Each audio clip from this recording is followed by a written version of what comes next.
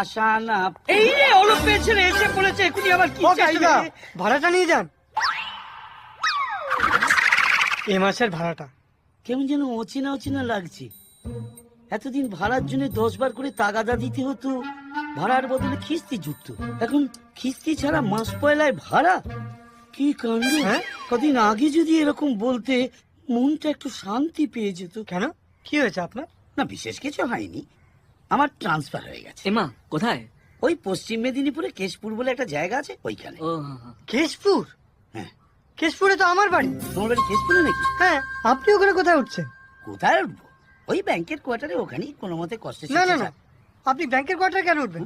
আপনি আমার বাড়িতে উঠবেন। দাঁড়ান, আমি মাকে আরে, এই দেখো, দেখো, মাকে ফোন করে আবার বাড়ির লোকদের বিব্রত করা না, কেন? আপনার কোনো কথা এখন আমি শুনবো না। আপনি আমার বাড়িতে উঠছেন মানে উঠছেন, ব্যাস। আরে দাদা বলছি, কি ভেবেছো আমি ব্যাংকের কোয়ার্টারে গিয়ে থাকতাম? আমি আগে থেকে ছক করে রেখেছি, আমি ওদের ওখানে উঠবো। আরে এতদিন আমার খসিয়েছে, এবার আমি একটু ওদের খসাই।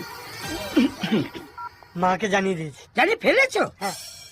তাহলে আর কি, যেতে হবে।